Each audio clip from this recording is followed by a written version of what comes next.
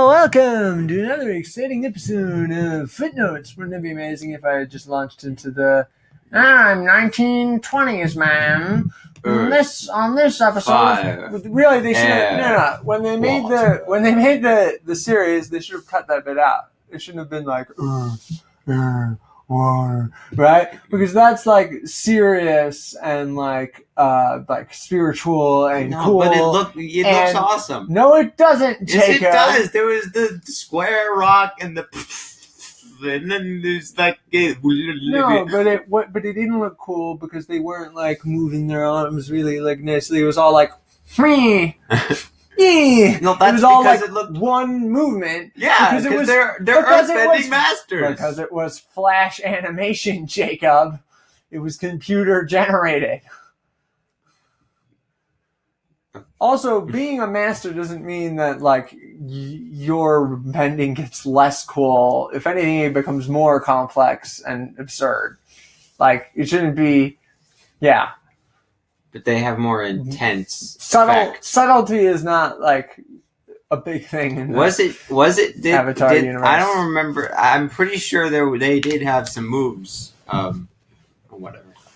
Are you gonna let me say the thing that I wanted to say? What did you want to say? I wanted to say that they shouldn't have had that sequence. They shouldn't have had the sequence at the start of every episode. Shut the fuck up. They shouldn't have had that sequence at the start of every episode because it didn't fit the series. And it's like if you open SpongeBob. Announcer fit better. Well, the 20s announcer was stupid, but it was accurate to the tone of the series at least. Because the series tone. What does that say about it? It was stupid, is what it says about it. For those of you who are just tuning in, Footnotes is a writing podcast where we talk about movies and TV shows. And if you haven't caught on yet, I am not that big of a fan of The Legend of Korra. I think, and then there's like Avatar: The Last Airbender underneath it for like branding purposes, marketing choices, that kind of thing. You know what? I'm glad. I'm glad that they didn't make, like, the animated, the comics that they came out with after the series? Yeah. I'm glad they didn't make that into a movie or something. Okay. I think it's a good thing that they didn't go that route. Those silly joke comics about the Avatar? No, the big one where they decided to make the Republic City. Those comics where there was The Promise. I didn't read those ones as much. The Journey, yeah. I'm glad that they didn't make those into episodes or a movie or something, because having watched The Legend of Korra background season 2, you realize that the writers for this show aren't the same. No, it's just like anime fan service. It's just anime fan service. Like the original Avatar is like it takes tropes and ideas from things sort of like Dragon Ball Z and stuff where people are super powerful or they have access to magic, right? And it takes that and it blends it with like good storytelling and with this philosophy that's like a mixture of Buddhism and well-distributed exposition. I was going to say Taoism. I'm not sure if that's accurate. There are Taoist concepts that definitely show up in the series. Yeah, it is good execution and has a bunch of great voice actors. Legend of Korra is not that. Legend of Korra is just Dragon Ball Z, but in the world that Avatar previously took place in. Okay, I think it's better than Dragon Ball Z. You don't like Dragon Ball Z? A lot of people really love Dragon Ball Z. Look, I hate a lot of popular anime. Oh, wow. Just because they have the same problems every other anime does, but way more intense. What's the one where it's the guy who can duplicate himself? Naruto. You don't like that one either? I didn't watch it that much because it was boring. How about Yu-Gi-Oh? Are you a big Yu-Gi-Oh fan? I've never watched Yu-Gi-Oh. I've seen a couple of episodes of Yu-Gi-Oh. Games doesn't sound it's bizarre that was ever a series, I guess. It's like the Transformers thing, right? Where they're like, let's make a product, let's make a TV show that glorifies this product so that children will buy it, right? Yeah. but it must be so strange to go into work every day and to be like, all right, well, now we're going to write this episode. Well, we got to include these cards in the episode somehow. Right? Like how many times can you justify people getting into like magical duels with each other? Magical cards that do amazing things. It's something to do with the Egyptian god Osiris, the world. It has to do with the Egyptian god Osiris. Okay, so the god Osiris exists in this world. Yes, I read the summary of the Egyptian religion first episode still exists. Kind of, it's the same thing with Pokemon too. The only difference is that Pokemon went on to become like a huge like phenomena that is like well known and loved by hundreds of thousands, millions of people. I think Pokemon's kind of cool, at least the concept. Yu-Gi-Oh did not become that. Pokemon is not cool, okay? There are parts of it that are cute. There are parts of it that are fun. Maybe I'm not a big Pokemon fan, but it's not like cool. There's no part where I'm like, oh yeah, I'm into this. Like, it's just watching a bunch of cartoon animals beat each other up. That's not cool. But eventually they evolve and they become less cute and more cool. Yeah. It's just really kind of stupid is all. Like, yeah.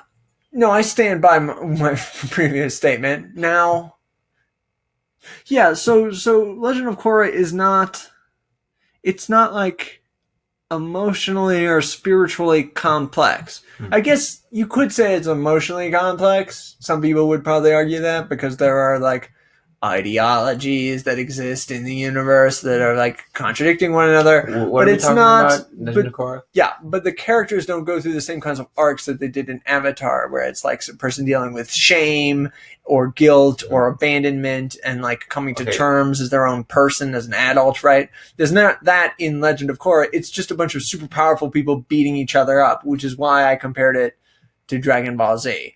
And I'm sure there's more to Dragon Ball Z than that. Or no, you think it's just that? Yeah. There are people who really like Dragon Ball Z. I don't want to throw Dragon Ball Z under the bus. There are people who really hate Dragon Ball Z. Okay, I'm sure that you hate Dragon Ball Z, Jacob. I would hate if I watched it, if I wasted time watching it.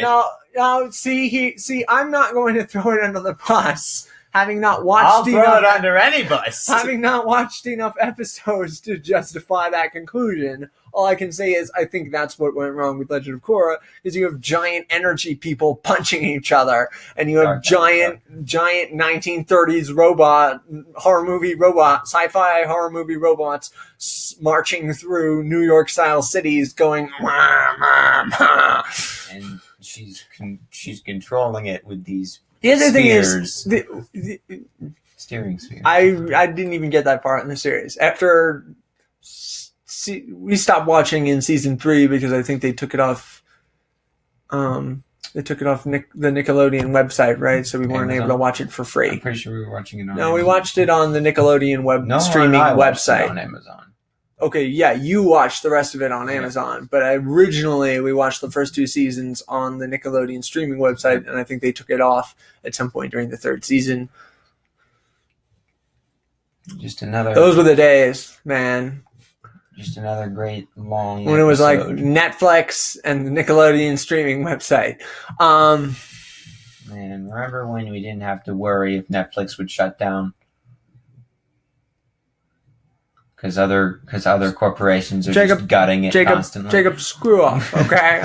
I have no sympathy for the people at Netflix. They created Big Mouth. They know what they did. What's so bad about Big Mouth? It's not really that. It's not that bad, although it is horribly like self-indulgent to its own gross-out humor.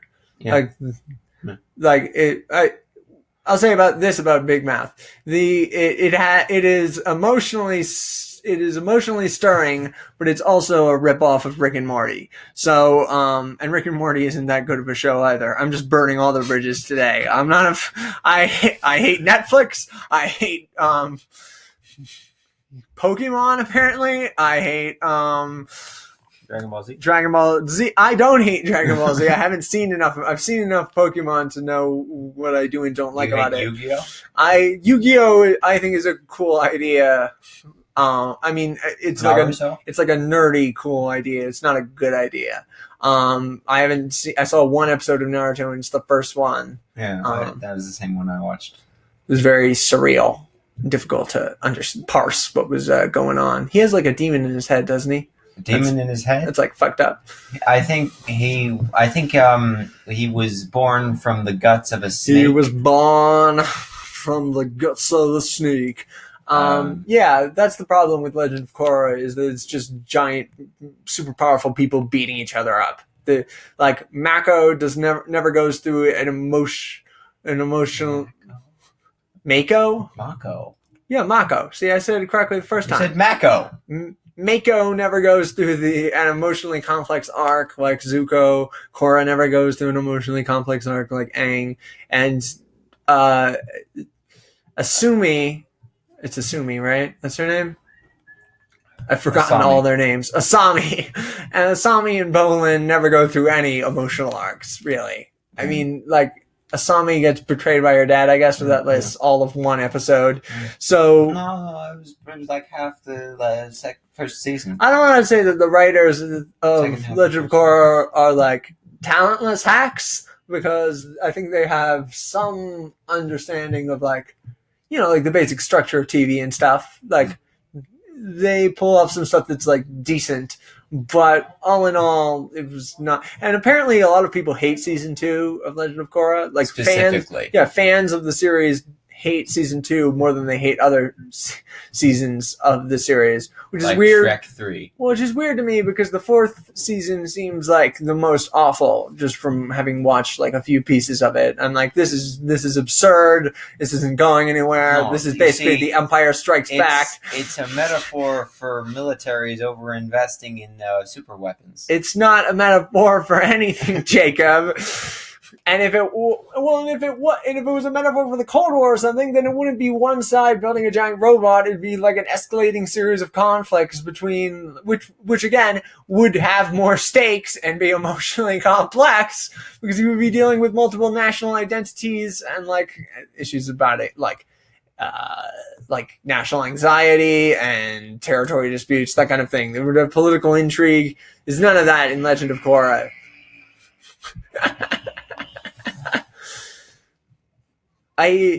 People have talked about this before, but the things that they do to spirits is just an indication of how uncreative the writers are in this series. Because in the original series, the spirits are like, they all look completely different. They can look like aliens, like the Hybegon, that thing when it went crazy. It was a panda normally, but when it went crazy, the Hybegon, it looked like a frigging alien with like running through the woods, eating people, right? The face breath. Yeah, the face eater. It's like a giant centipede that has a bunch of animal and people faces. That's like a D&D style monster. That's like crazy creative, right? Also, existence of the blue spirit confirmed. The blue spirit. Oh, does that happen in the? Yeah, he shows the blue spirit when he's trying to shock him. Oh, he does? Yeah, with the blue skin and the fang. It's pointing up. No, but that person, like that creature though, looks different. Like it doesn't have the same eyes. Of course, it doesn't have the exact same facial structure as the mask. You're saying that the mask was based off a spirit that was eaten by the face stealer. Yes. All right, I'll believe that. That's a pretty cool Easter egg. Yeah, but the spirits have none of the same personality in this. When one of the spirits marches into the southern ice pole and destroys a bunch of shit, it just looks like a big blob person with like, it doesn't look like a whale, it doesn't look like a bear, it just looks like a blob person, from a Studio Ghibli film, which Studio Ghibli films are good, but it's not Avatar. Avatar had these specific like animal related or place related creatures, spirits. There was this one floating snake turkey squid at the end of season 4, and he did nothing. Yeah, that happened. So, for those of you who haven't seen, we already did Footnotes of the first season, and a third poll. Yeah, that's right. What a stupid way to end the series. Jesus. Every interesting idea just gets thrown out the window with this series and like recycled into garbage later. Yeah, and that's what I'm saying is that it's too much like self fan service because the spirits are all just look like Pokemon, right? Like the spirits, they end up being, the spirits are everywhere across the world now because it's linking between the whatever bullshit they say at the end of this season 2. So it's just a bunch of like cute little Pokemon walking around. Meanwhile, you've got giant battles where Korra is going Naruto style, transforming into a giant energy being and fighting another energy being next to a city, right? It's just like kaiju battles, basically. And then you've got, and the 1920s radio announcer guy is the most absurd because that bit hasn't been funny since Conan O'Brien did it, and Conan O'Brien isn't that creative of a comedian. But he wrote in The Simpsons. When The Simpsons, what seasons though? I don't know, probably the season between season 3 5, and 9. Season 5 is where it like peaked. No, I think it was in season 9. No, season 9 is not where the series peaked. Okay. If I recall, there's like a couple of. If I recall, there's like a couple of good episodes in season 9 because the show wasn't terrible at that point, but it wasn't like it peaked at season 5. It probably had Conan O'Brien in it then. Yeah, well, I'm not saying Conan O'Brien is a talentless hack, really burning a lot of bridges today. I'm not saying that Conan O'Brien is a talentless hack that deserves to be boiled in gravy. But I am saying that, the 1920s voice bit is really, like, childish is all. Like, you should be able to come up with better humor than that. Yeah. But how are we going to give exposition? Especially since they do it every episode. Previously on Avatar. Good writers don't have to do recaps at the start of episodes because everybody just understands what's going on from But that happened in the original show. Look, Jacob, I'm not saying that the original. I'm joking, all right, and being pretentious. So, for those of you who don't know, we already did an episode on season 1, right, where we created our own version of what season 1, and this will be an extension of that. Yeah. I'm not super proud of what we did with season 1. I think we came up with a good, like, a rough structure of how it would go, but the exact details weren't very good. What was the theme? What do you mean, what was the theme? What was the theme? No, Jacob, every season has a theme. No, it doesn't. Every season has a theme. Doesn't. It doesn't have to have a theme because this is its own series, and it doesn't have to mimic everything about the previous series beyond the point where it makes any sense.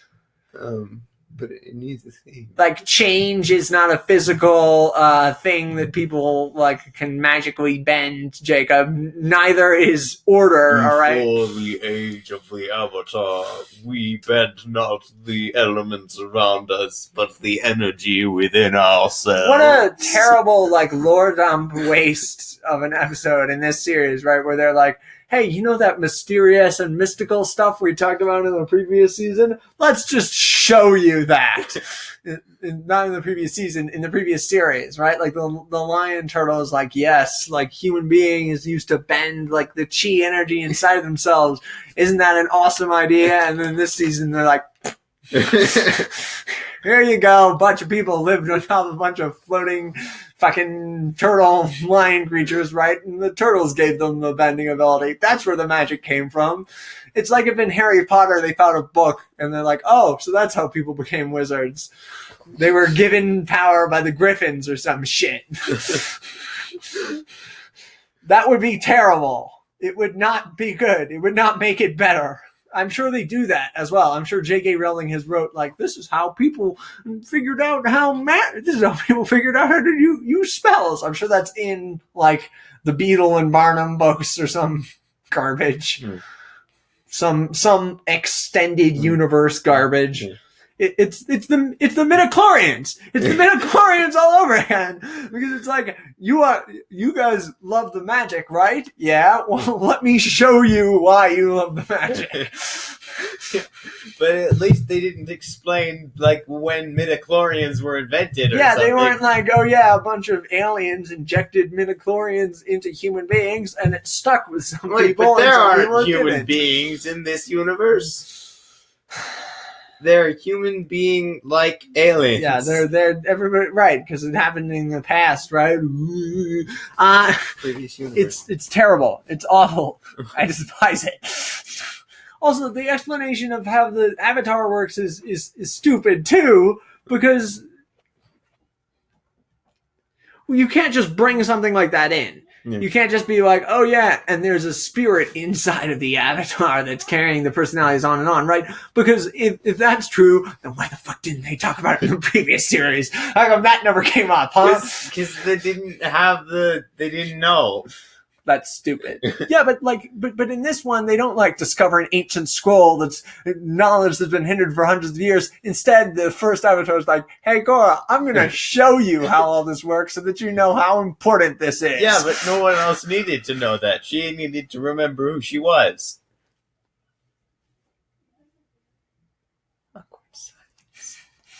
So our version of the series basically has Korra. I forget how old did we decide she was? Like 14? 12? Okay. 14, I guess. It starts when she's like 14, if I remember correctly. Starts when she's 14. The White Lotus are like overly controlling and oppressive of her, basically because they're paranoid about the Red Lotus attacking, and also because they're like stodgy old men who don't know what they're doing. Right? Like they have no spiritual understanding of things. It's all like practical knowledge for them, basically. So the White Lotus has been corrupted over the past like 70 years or some shit, right? Basically, Tenzin ends up leaving that. So Korra runs away. First, she's kidnapped. Yeah, she's kidnapped by the Red Lotus. She gets brainwashed in the first season. She almost helps them start like a volcano and destroy like a bunch of shit, but then she ends up stopping it, right?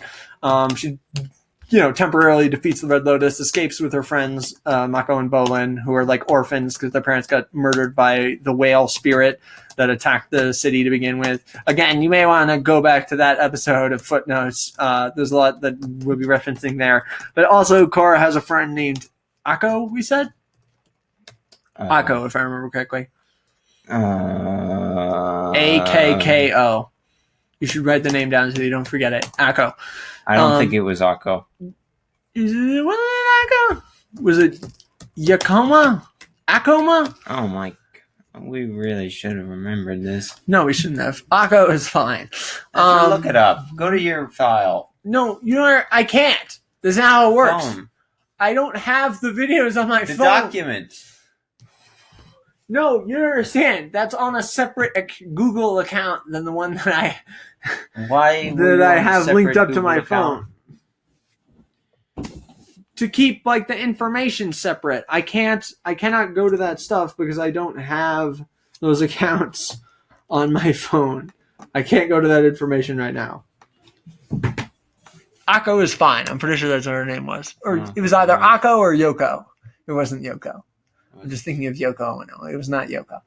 Rest in peace, Yoko Ono. I think she's still alive. So that's, and then Akko took the bear Nala, the polar bear dog Nala, and she got kidnapped by pirates, and then I think the pirates got like attacked or something, and she escaped basically. I think she met up with them. I think the way that we ended it was that Korra, Mako, Bolin, Akko were like they're traveling the world to teach her how to be an avatar so she could defeat the Red Lotus, and they're gone rogue basically. Teaching her how to be an avatar? No, they're just gonna try and find people because they don't like the way that the White Lotus is doing things. Yeah.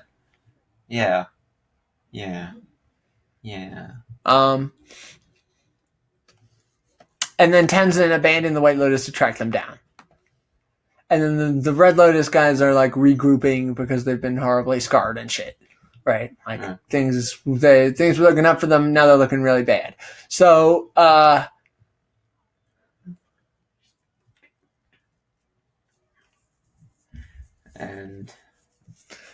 So episode 1 of the new season is we had a plan to introduce God, now I can't remember his name. What's the evil guy with the mask? The evil guy with Oman. Amon. We had a plan to what? Oh man. Wow. Yeah. Look, there isn't very much that's like memorable about the series, okay? All right. You happy? You happy now? No, Amon, we had a plan that Amon joins the Red Lotus. Yeah. So I was imagining for episode 1, he like breaks into their base, right? Getting past all their security systems and knocking out all of their acolytes, right? And then he like offers to pledge himself to their service because he believes in what they're doing and he wants to help them with the spiritual reawakening of the whole world. Yeah. Right. And they're like very suspicious and and then they like put him in a cell, right? And they're going to like try him out basically in episode 2. And in episode 2, we get to see him like fight all of them. And we see that he's super nimble and, like he does all the chi blocking stuff that stops people from bending. And he disables probably like most of them, pretty quickly and then gets like, maybe defeated by Zahir. Yeah. Since Zahir isn't a bender. So why aren't they in like? No, never mind. In the giant prisons. Yeah. In the Avengers style prisons across the world, Jacob. In this version of events, they're like a secret they're a terrorist organization, and they're on the run from the authorities. Basically, they're like hiding out in the mountains somewhere. Okay. And he tracked them down because he's super competent and smart. And yeah. Or maybe for this episode, we'll actually start with him like interrogating a person. Like we begin in like a dark room for the first episode of season 2. We begin in like a dark room. A guy's like tied up, right? And we see like this dark figure, and he's like, "I admire your conviction, but I require honesty out of you," right? And then maybe he can have like a chi thing where he like punches him, right, and forces him to tell the truth.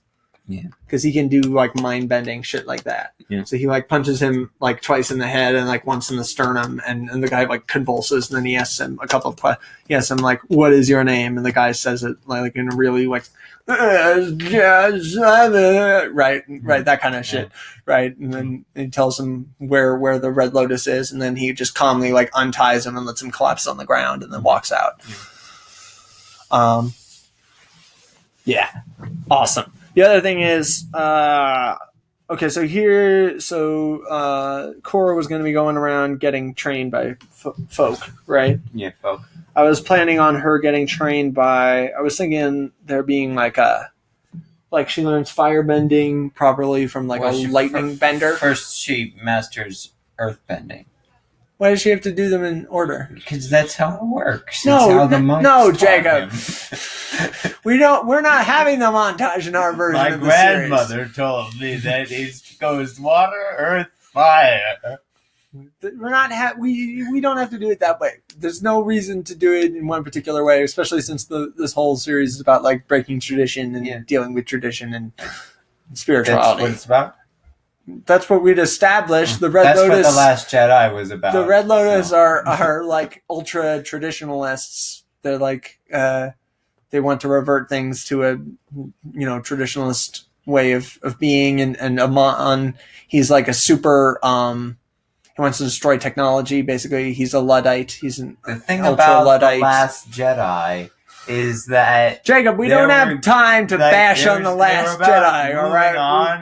He was the last Jedi because they blew up the ancient Jedi text, so no one else was going there. They didn't blow up the text, Jacob. They showed up, and then they said like, "You will not have killed the last Jedi." So that. Yeah.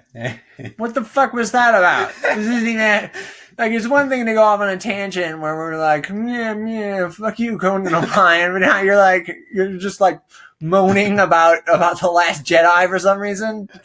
I mean, I guess it's something to do. It's like fake Asian spirituality, but like it's not the same thing. It doesn't really have anything to do with what we're doing. It's tradition. Let's move on, please. Yes, so she's gonna be trained in whatever fucking order we decide she'll be trained in. All right, and I don't give a shit. And anyway, so I was planning on her she gets fire bending training from like a lightning bender, a female lightning bender. A female lightning bender. I'm trying to remember. We had established that she could do like a couple of things. We established that she was phenomenally powerful already. Yeah. So and they used her to activate the volcano, right? Yeah. So maybe she already knows like water bending and fire bending at this point. Well, like she knows it, but she doesn't know how. Well, wait. What did you say it was? It was water. It's water, earth, fire, air. Okay, so you're taught air last, right, in the cycle? Yeah. Okay, so since the White Lotus are kind of into that garbage, right, about like structure and stuff, then it would make sense that she knows water because she's already super talented at that, and then she knows earth, and that's what the Red Lotus helped her do so that she could help them activate the volcano, basically. So she knows water and earth at this stage, right? And then maybe she can be like afraid to use the earth bending because last time she almost destroyed a city by activating a volcano. I'm imagining she has latent psychological scars from the brainwashing that she went through under the hands of the Red Lotus. The other thing is that Akko has to die. Okay. So, well, first of all, in terms of the trainers, I want you to write down. So you got like the female lightning bender, and I was imagining like a sand bender, like a male sand bender that they go to learn earthbending, right? Yeah.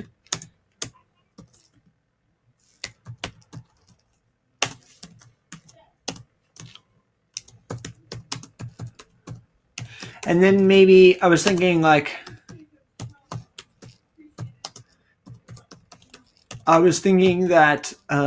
maybe Korra could have difficulty with like metal bending because it's like super precise. Mm-hmm. But then she can be good at lava bending because it's like strength like water based bending, but earth. Yeah, well, it's like destructive and like burdensome, and she's like super athletic. So it makes sense. Then she'll invent liquid metal bending. No, Jacob. Well, yeah, sure. At the end of the series, when she goes like supernova and kills all her friends, sure.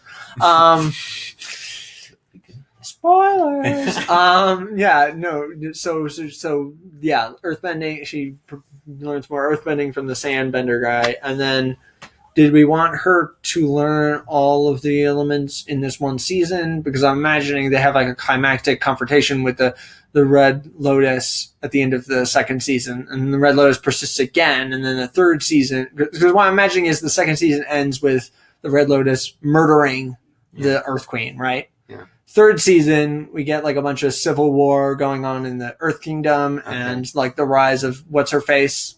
What's the evil woman? Kavira. Rise of Kavira, basically, and the Red Lotus fracturing, right, basically between Zahir and Amon having like conflicting ideas, and then Amon inevitably killing Zahir because he's more badass than him, taking over the operation by brainwashing the rest of the members of the Red Lotus and creating a communist army to destroy everything, basically, and remake it.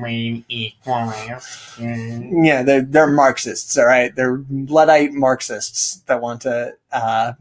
Wait, Luddite? Since when is he a Luddite? Will you oh my god, I'm gonna kill you. Amon, yeah. Yeah, but he had this right-hand man with the cattle prods. That wasn't Luddite. Not in this version of events, he doesn't. Okay. In this version of events, he's just a fucked up guy who finds the Red Lotus because he knows that they can help him with his mission, and then he uses them to become like the leader of an army. Well, I mean, he doesn't have to be. If you want, it can be that he isn't a Luddite. Because, so the whole thing with the Red Lotus is that they don't like the way they don't like how bending is used nowadays, because in the Legend of Korra universe, the bending is now used for practical purposes. It's used to like craft things. It's used to make machines work faster. It's used to do fishing, right? And they're like, that's not the way it's supposed to be used. This is supposed to be like a deeply spiritual thing, and you're like perverting it and corrupting it, and society is becoming more secular, and everything's being meaningless, right? People are turning away from the spirits, and the spirits are getting angry because of it, right?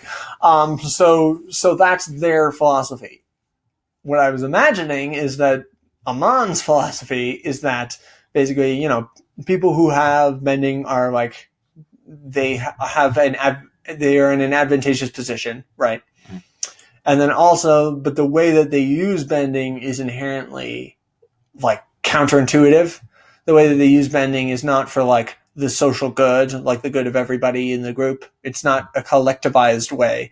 It's people who use it purely in an individualistic way, which is destructive towards themselves and everybody else. So in his mind, we have to destroy these structures that are based purely on I'm imagining that the royalty in this world is determined by how powerful you are as a bender, right? Like the Earth King maybe wasn't that powerful of a bender, but he came from a line of powerful benders. And like Fire Lord Ozai, he was super powerful. Zuko and Azula, they were powerful because they were royals and because they had the royal blood, right? Mm-hmm. So with that in mind, the power structures in this world are based on how powerful you are as a bender. The monarchs are determined by their connection to the elements, basically. Monarchs? The monarchs. Yeah, because there's monarchs and there's no presidents. They all Everybody's have monarchs? Yeah, pretty much. The water tribes have chieftains. The Earth Kingdom has a king. The Fire Nation has a emperor, sort of.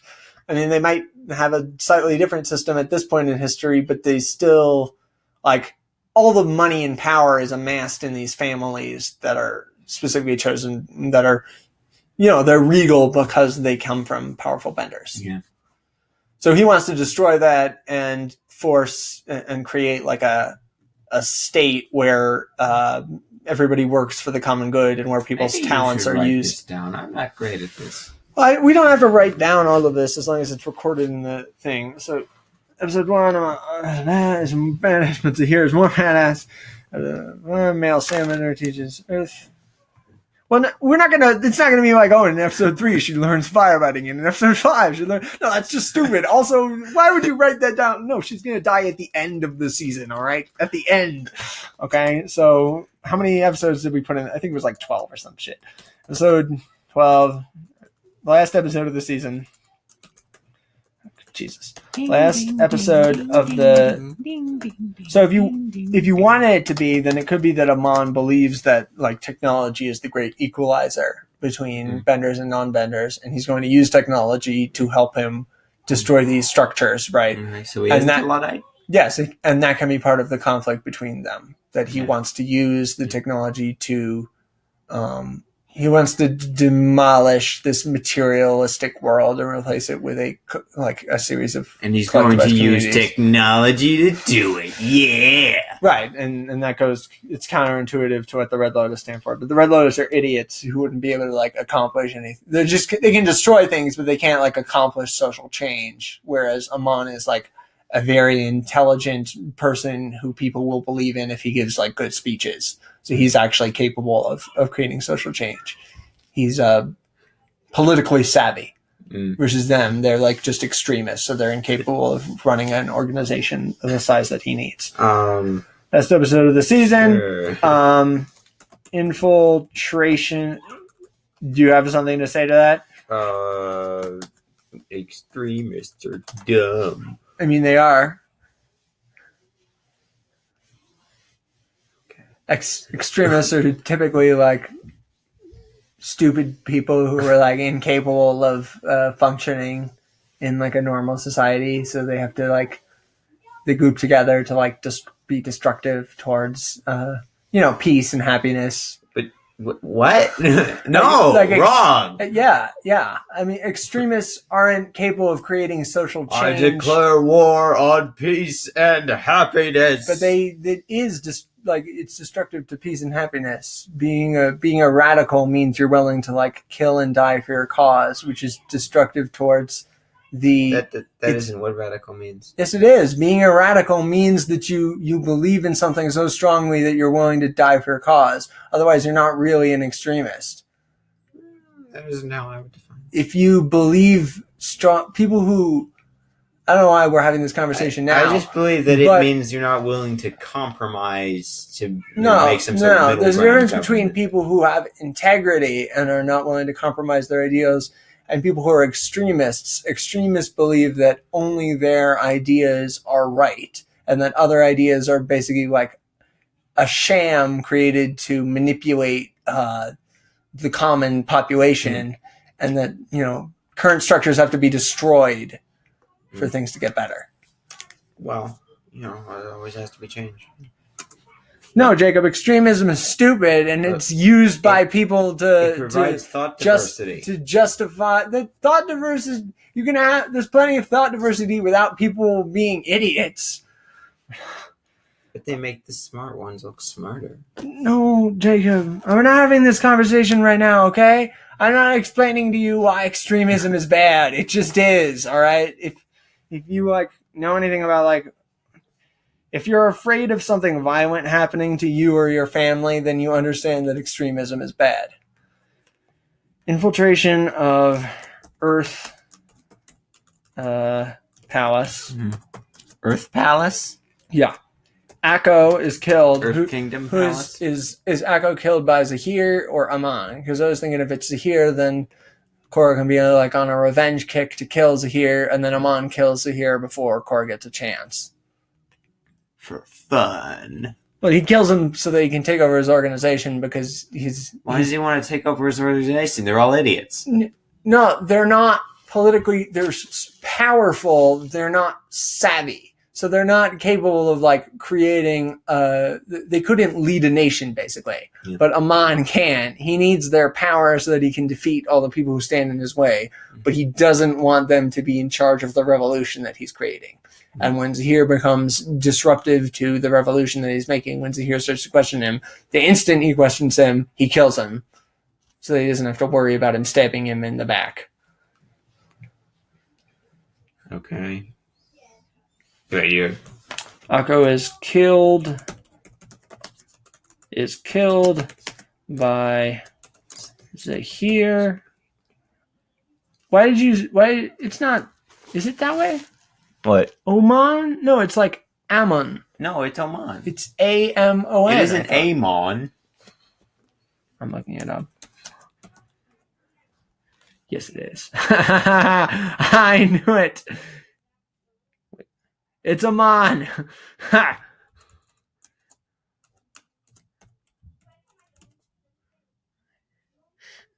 Oh, man, you're not even a real fan of Legend of Korra. All right. Zahir okay. Aman is a badass. Korra is traumatized. What I'm imagining is maybe that we get an episode in the desert where they break up because there's that whole smuggling ring with the sandbenders and the beetle guys, and it's still going on. Well, I'm imagining there's a giant, probably a criminal syndicate based around these beetle people, right? These guys who wear the beetle helmets. I'm imagining a giant criminal syndicate happening in the desert because the desert's unincorporated Bandit territory. City. What? Bandit City. Yeah, Bandit City. That's a good name for it. So, Bandit City, and then male Earthbender Master has been kidnapped by the Beetle Mafia. Korra takes out the leader of the Beetle Mafia, causing the organization to descend into chaos.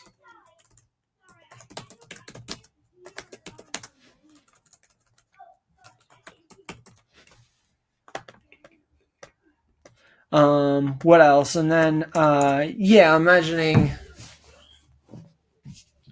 because they're being pursued, right?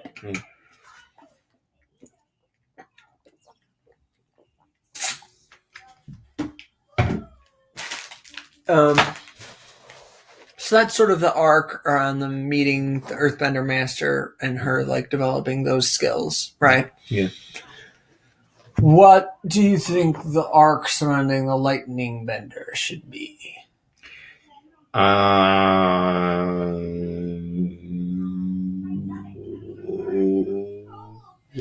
Well, she used to be an extremist, but she saw them kill, and she wanted to. Jacob, just stop talking, please. Jesus. I was imagining I just had this idea I have an idea. Yeah, against all odds. I was imagining okay, and then Korra refuses. Korra can't learn metal bending and refuses to learn lava bending. Okay, cool. Because you probably saw that one of the guys from the Red Lotus used the lava bending to melt a bunch of people's faces off. Mm-hmm. Are we actually going to show that? I don't know. What do you think you do when you throw around molten rock? Just being near lava causes your body to burn into to immediately burn. I mean, touching lava, it will evaporate you. Being close to lava causes you to catch on fire. That's how hot it is. So this guy who's throwing around chunks of molten rock, right? He's not using it defensively. He's using it to destroy everything near him. They don't always talk about how any bender can manipulate the temperature of what they're bending. Oh, you mean he can make cool lava? Yeah. Well, that's not how it works because the rock has to be superheated to maintain lava. It can't be liquid if it's not super hot. You can't make cold lava because rock wouldn't be melted under those conditions. But he's still making it hotter by himself. Okay, what is your point? I was just saying.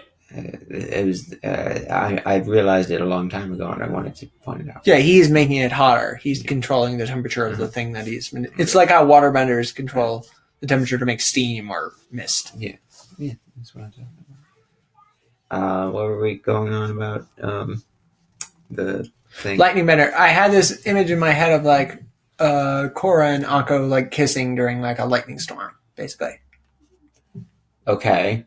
So maybe the arc surrounding the lightning bender. Passion. Yeah, it can be about passion. Well, and it could also be so she can be training Korra, right? And then maybe she can be training Mako. Mm. And she's she can see that there's some darkness in Mako after seeing his parents killed, right? Deep into his eyes. So she senses it in how he bends, basically. Yeah. In the way that he creates fire and lightning, basically. Yeah. And she's I can't train you anymore because I'm afraid of what you might do, basically. Mm. Right? Yeah. Yeah. Yeah. So that can be the arc for that. Lightning Bender sees darkness in Mako. Can't train him. Bolin tells Mako that to forget the super wise woman. He's a great person, and he cares about his friends, and that's all that matters. How old is this woman? The woman? I imagine she's in her 50s. Okay. Maybe she's she can look deceptively young. Actually, I was imagining her being rather young. So she's in her 50s, rather young. No, I was imagining her being 20 something. Yeah, that's what I was thinking. Okay.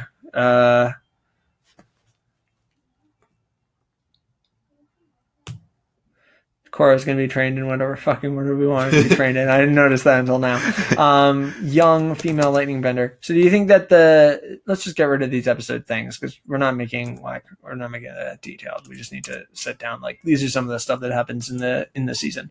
So I'm imagining Korra doesn't get to airbending this season, but she's basically on a ticking time clock because the Red Lotus are destroying shit left, right, and center, and they've got some big plan, so they have to confront them soon. So she goes to this woman. Yeah, pretty much. I was also so Mako has like a crush on Korra in this version, right? Did we say that? Sure. Mako.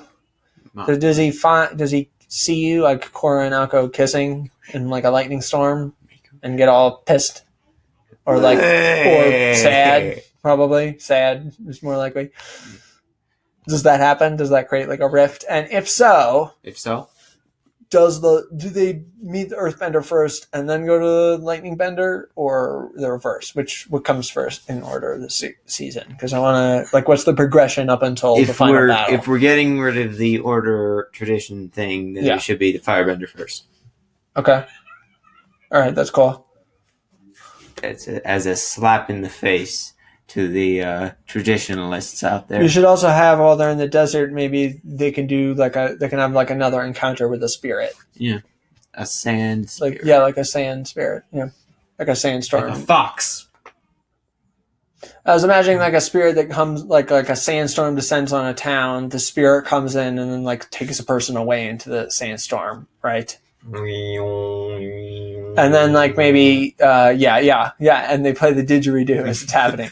And then maybe Korra can go to reason with the spirit, right? Yeah. And the spirit basically it puts her into a trance as well, right? Yeah. And then Mako and Bolin they find out that this is a very evil. This is not a good spirit. This is an evil spirit. Yeah. Right, because it's like the Face Stealer, or there are other ones that are evil, I'm pretty sure. But it's like that. It's like a terrible creature that steals people's souls, basically, in the sands. The Face Stealer wasn't necessarily evil. It ate people's souls, Jacob. He didn't do it to spite people. He just did it for fun. Well, I mean, no, that's still evil. It wouldn't be evil if he had to eat them to survive. It would just be selfish. It would be not selfish. It would be survival, basically. But if he did, I guess, yeah. But this is an evil spirit, right? So then, Mako, Bolin. Is there going to be a spirit for each season? Mako and Bolin can tearing up stuff. No, Jacob, that's stupid. Is that it? Seems there will be multiple spirits tearing up stuff throughout the seasons. All right. Okay. Especially probably in the third season, it'll be in the first season we saw the whale spirit attack, and then you saw him they tried to commune with the Northern Lights, and it maybe didn't work so well. Shit went sideways when Korra got kidnapped, right? Then in the second season, maybe it can be that maybe the Red Lotus can their hideout can be attacked by a spirit. We're trying to help you. What's wrong? Yeah, that kind of shit, right? And then that kind of thing. And then in the third season, when there's the civil war going on in the Earth Kingdom, that can be there's a civil war going on in the Earth Kingdom, and there's civil disruption, and there's also spiritual disruption. There's a lot of destruction going on with spirits everywhere. The world is descending into anarchy, basically. But the point in each season having a different kind of extremist is there's the thing about point to it, Jacob. The thing about Legend of Korra is they don't defend them, Jacob. They don't do it. They make you're going to insult to make the last synthesis. You're going to insult the Last Jedi, but you're going to stand up for the Legend of Korra. I'm not saying Last Jedi is a great movie. I'm just saying this is where you draw the line. Synthesis. Akin and Bolo get sucked into middle ground. Get sucked into the sand void, and Mako unleashes his dark side and fucks the spirit up. And it retreats into its back into the spirit world. Yeah, cool.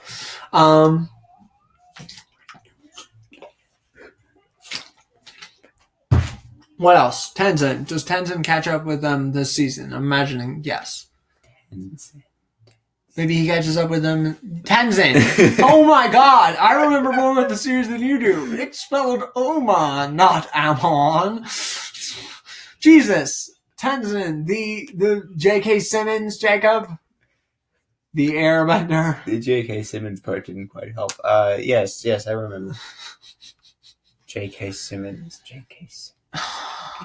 Get me pictures of Spider-Man, J.K. Simmons. That's J.K. Simmons? Yes. Huh. What else did he do? Lord, give me strength. What else did... I'm not going to go through J.K. Simmons' IMDb with you, all right? Jesus. Now, oh, okay, so Tenzin catches up with them. You think, like, they, like, knock Tenzin out and leave him? Why? No, I don't know. It just seems like they wouldn't... They're, like... They're on the run, right? And they're doing their own shit. They don't have time for, like, his, like... safety first attitude. Okay. Yeah, sure. Yes. Why are you staring at me? I'm scared. Well, what if... Oh, I think, like, what if they're like... It's too dangerous. Bolin, you go with Tenzin. Ha! Bolin, you loser. You have to go with Tenzin. Yeah, no, that kind of thing where they're like, when he, like, Earth Kingdom's under attack. We're going to deal with this shit. Bolin is not nearly powerful enough to fight these things. And he's like a goofball. And if anything happens to him, then none of us will ever forgive ourselves. So you go with Tenzin, Bolin, right? Yeah. And then, like, Bolin learns self-worth with Tenzin. Uh-huh. And he can relate to, like, Tenzin's own issues with his dad and the issues with his dad? Well, his anxiety. Why do he have issues with his dad? It was perfect. His anxiety about how good he is as an airbender and, like, how spiritual and true he is to the airbender life. Right? Yeah. How authentic he is. Basically, he's afraid of being a poser, which ties into the traditionalism versus the modernism. Fog of insanity when that happened. What? Say what? The fog of insanity. Oh, the part in the spirit world where they all go into a fog and they go crazy? The cannibals. Yeah, definitely not ripped off from anything. That sequence. Yep. Totally original. Fuck me. I like how they never had to do cliche stuff like that in the original series. They never had to? Yeah. And why did... There isn't a part in the original Avatar where they're all like, oh, they all get... Because that's a thing that happens in the Dungeons and Dragons cartoon, Jacob, where they go into this, like, house and then everybody sees their greatest fear and they all freak out, right? Okay? That's something that happens in the Dungeons and Dragons cartoon. It's weird cartoon. How their greatest fears, they're never mentioned in other episodes. Like, they never taken as part of their character.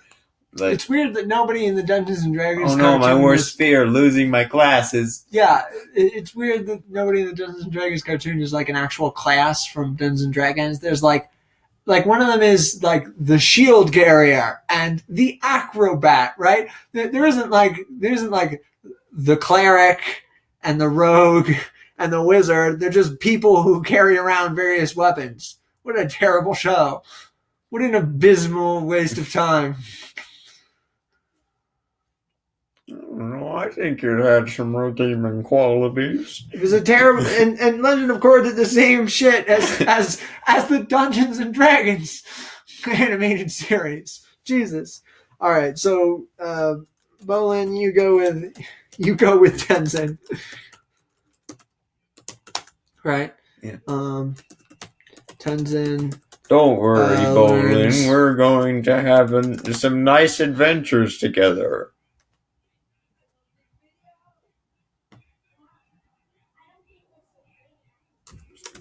Bolin learns self-respect. Tenzin learns to take it easy. That kind of shit. There's something worth No, more Tenzin than there- comfort in this Akko world, is killed by- Rudolph. Self-respect. Also, Zahir is not spelled the way that you spelled it, by the way. Just so you know, I don't care. it's Zaheer. This is why I do all the writing, because you don't remember any of the names of the characters, and you misspell everything. I Akko remember is killed by all Zahir. of the names of the characters. Korra, like, mortally wounds. She doesn't, like, kill him, but maybe she, like... Did we say that something happened to his hand in the previous... Did he lose his hand in the previous season? Something like that shit? Who? Zahir. Zahir. I thought we said... No, that I he, don't like, believe lost- we said he lost his hand. Okay, well, something disfiguring happens to him either at the at the end of this. He dies, like, just later on, so it doesn't really matter. No, but I want him to, like, experience, like, a mental decline into the third season where he becomes more and more paranoid and controlling up until being knocked off by the real antagonist of the series. Sure. Korra nearly kills Zahir. Yeah, he lost his But hand, but he can knocked still create a portal Back by the... with his Tibet magic. A portal? Nobody didn't open up portals, Jacob. That's not a thing that happens in the Avatar universe. A portal. Somebody can, like, open up, like, a door in water or something. You're just you're making the Doctor Strange symbol. Nice. Garbage. Doctor Strange. Not that great of a film.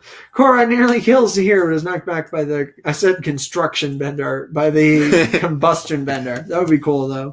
The builder. As opposed to the combustion bender. Just for that contrast. Destroy, rebuild, destroy! Yeah, the destruction bender, yeah. That's about right. Okay. What else? Ooh, there should be like a crazy guy. There should be a crazy like guy. Boomy. No, there should be like a crazy lightning bender guy who, like, different from the normal the woman who teaches Korra how to do better, like, firebending, lightning bending. There should be a crazy guy who, like, destroys everything. Yeah, right? and he's like really fast. Yeah, and stuff. He's super quick. He like jumps around and like he wants to train Korra, and then they realize that he's fucking insane, and he wants to destroy. Maybe he can be like, he wants to, like, destroy civilization and replace it with the forest and the rocks and stuff. Yeah. And shit. So he wants to, like, burn everything down, basically. So that he can burn the forest down. He's like an anarcho-primitivist, basically. Yeah. Yeah. So he wants to. Okay. So then, they run into a lightning. And then the wielding sandbender hermit will who's be crazy. a transhumanist. No, Jacob, that's stupid. All right.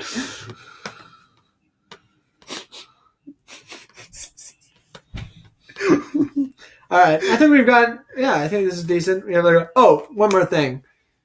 A Sammy. Sammy. Yeah, is she going to show up in this? Asami? Yeah, I'm imagining she shows up in this season. She's still a rich girl, right? Yeah, because Korra and her have to kiss at the end of season 4. So, or before then, depending. So they meet before Akko dies. Yeah, I was imagining so. Although I'm not sure. Should she be traveling with them, or maybe she can be a character that they meet along the way. Okay. Right. So at first she's just like one of the random people they meet along the way, and then in the third season she comes more into her own as like a character that they consult and they need her help, and then in the fourth season she's like a main character. Mm-hmm. So she appears for a little bit, and then she goes away, and then she comes back later. Right, like Suki. Yeah, kind of. Yeah, okay. Yeah, like Suki. She's like the Suki of this, except she's Korra's love interest, not the Lancer. Bolins. Isn't Zuko the Lancer? Because he's like the opposite of Aang. Oh. Sokka is the smart guy. Oh yeah, I guess. And Toph the big guy, and what's her face? Katara is the heart. Yeah. Yeah, see, I knew the order there was. Sokka's the Lancer. You don't even know what you're talking about. Okay, so I mean, he was the Lancer. So when should they meet Asami? Should it be first of all, is there a capital city in this version? Because I think the idea is kind of stupid. Republic City. Whatever, Jacob. You're not even a real Legend of Korra fan. No, I'm not. I hate it with a burning passion. Should there be a Republic City in this? Sounds pretty extreme, Should there be a Republic City in this version of events? Don't do that. That was so half-hearted. If you're gonna throw it, you crumple it up. You gotta twist it. Twist it. You twist the paper, not crumple it up. He's lighting the flue. He's lighting the flue. Meanwhile, us human beings are freezing to death. Really not getting comfortable. Okay. Where do they meet Asami? Is it in the Fire Kingdom? Is it Fire Kingdom? Is it in the Fire Nation? It's all stupid. The names are stupid anyway. It's a children's show. Is it in the Fireplace or the Earth Place? Or is it in Republic City? The Fireplace, yeah. Get Asami out of my fireplace. All right, first of all, is there a Republic City? I vote no. Well, since I'm already outnumbered, I also vote no. I win in the case of a tie. Do you want there to be a Republic City in this movie? No, not really. Okay, so there's no Republic City. She's just she's part of a powerful king family, like the powerful family they're super industrialist in the Earth Kingdom, basically. Yeah. Should they meet her in the desert, or should they meet her while they're going to the desert? Like, I'm imagining there's like a subplot where there's a strike going on, right? Like there's right with her factory or something, and then it turns out that the Red Lotus are kind of connected to it. Maybe that can be the first time that Korra meets Amon. Okay. Yeah. I'm a bit confused by the order of this. Yeah, they go to the Fire Nation, right? I was really attached to Amon's name starting with an O. Jacob. You have to move past these things, okay? That's what Avatar is all about, is, moving past shame and guilt and wanting people's names to be spelled differently than the way that they are. The big three.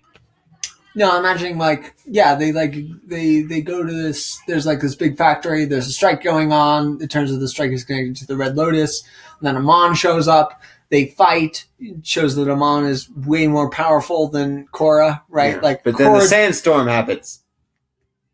No, this is not in the Sand Kingdom. Oh, where is it? This is in the Earth Kingdom, on the way to the Sand Kingdom, in one of the big cities. Okay. It can be in the one that Boomy rolled over, because that city had a lot of the southwest. Yeah, the southwest. Well, no, but it could be in the northwest because they're coming from the Fire Nation to the I guess so. Yeah. Small planet. They're spending a lot more time traveling in this version, just because they don't have a flying bison. So they don't have a fast way to move around the globe. So they're spending a lot of time on boats and trains. Yeah. I guess wonder, transportation is faster in this world, so they're not spending that much time, but they are spending more time traveling. Is there another side of the planet? The map only shows one half of the planet that exists. It's a globe. Okay.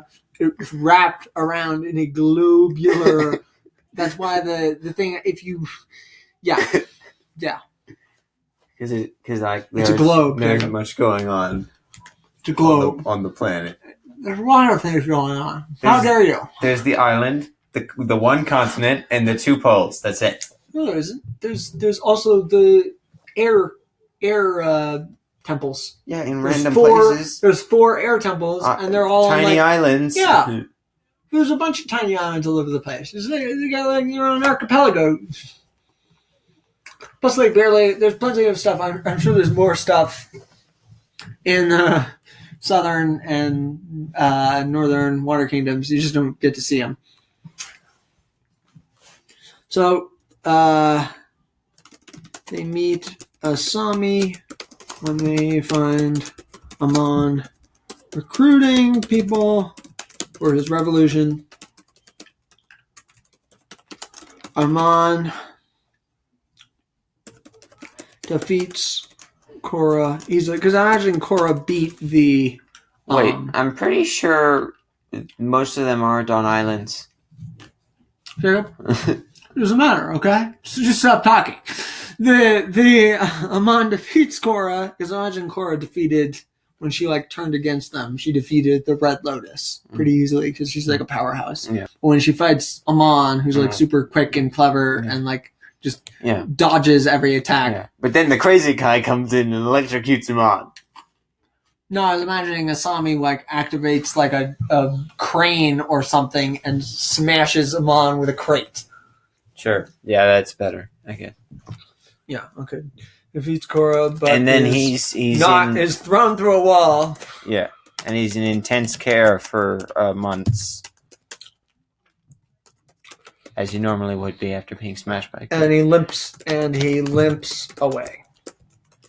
Man, he's a strong dude. Well, imagine he's like he's fucked up after that. He barely he broke a bunch of ribs and stuff. It doesn't kill him, but he like broke a bunch of ribs and he's internally bleeding. And then he gets back to the Red Lotus, and the woman who has the water arms can heal him. We still going to have that dumb water arm thing? You didn't think it was that dumb? I don't know.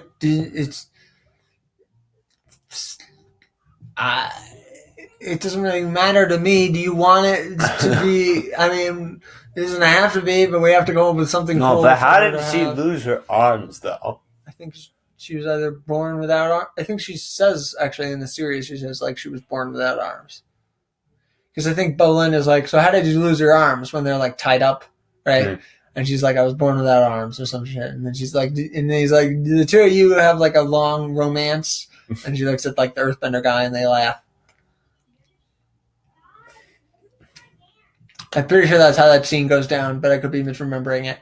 It doesn't matter, okay? But if, like, I'm not invested in her not having arms. Okay. But then how will she look cool?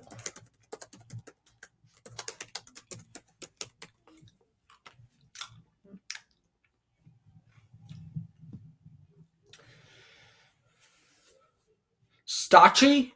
Stodgy. Stodgy? That's... I don't think stodgy is a real word either. Stodgety. Yeah.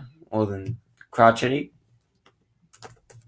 Were you thinking crotchety? Crotchety is the word that I was thinking of, yes. Stodgy. Okay. The Red Lotus kills the Earth Queen, but her daughter is saved. And she's this tiny little girl. How old do we want the Earth Queen to be in this version? Because she's super old in the... No, I guess she's like in her 40s or 50s in the series, but she's... You know, she's old enough that if she had a child, it wouldn't Weird how she looks like kind of exactly like that one lady at the Peaceful Ferry ride. Animation is hard, okay? You can't just, coming up with a theories coming up with a new face for every character is difficult, all right? I'm sure if you compared them, they wouldn't look that similar. They just have like vaguely the same. They did look very similar, but that's not the point, okay? All right, so I think we did a good job here, right? I think we've come up with some good ideas. Fairly descriptive. We got some good stuff in there. Yeah, that's good enough for what we're doing. And then in the third season, they're going to have the Civil War, and things are going to break down more, and Korra's going to have a revenge plot. Amon's going to take over. Kavira's going to rise to power. It's going to be crazy shit's going to go down. Goes death. Yeah, grief. Grief's going to be a big thing. Mako's going to... That'll be the theme of the season. Mako is going to turn evil. Season 3, grief. No, Jacob. The seasons are not going to have one-word titles, okay? That's stupid, all right? From here on out, no title. Every episode is just a number. Perfectly balanced as the whole thing should. Also, I hate that they were like, oh yeah, season 1 of Legend of Korra is actually book 4 of the... It's so stupid. It's not a continuation. There's nothing about it that's a continuation. It's just a thing that takes place later in the same universe. Because she has to master airbending. No, it's stupid. She hadn't mastered it by then. Rely on the strength of your own show. Don't piggyback off the strength of other shows, okay? So how did she... No, never mind. I don't want to hear a word. She learned how to bend earth and fire on her own. Yeah, it's stupid. This is why I hate the series, Jacob. It doesn't make any sense, and there's no part of it that's fun or interesting. But what about... Thank you for watching. Please like, subscribe, leave a comment if you think you know how you would fix The Legend of Korra. We'd love to hear from you, and if you hate our ideas or you like any idea specifically, we'd love to hear that kind of feedback, understand better how other people view these issues. Next up, we're going to be doing Dragon Slayer, which is a Chinese computer animated film. I believe it's Chinese. That was dubbed over to English at some point. It's a very strange film. Was the animation adapted to move the mouths in English? Because I don't remember the audio being disconnected with the mouth movement. I'm pretty sure it was. Is this like a Rock Dog situation where it was made in China, but with the intent of an English speaking audience? I don't know. I haven't researched the movie extensively. I'm pretty sure it was made in China, but I could be wrong. It could be made in Europe or some shit. I think it was made. No, France. It was France, right? Yeah, I don't think it was France. We'll look it up. We'll look it up. It'll be in that episode. But basically, anyway, punch that like button. It's an animated film about a young girl, a very large man, and his con artist buddy tracking down a Draco Lich and killing it. So thank you for watching. The Draco Lich. Thank you for watching. And remember, next week, more exciting things will happen. On the Footnotes podcast. There probably won't be an episode next week. Thank you for watching. Podcast. Have a nice day.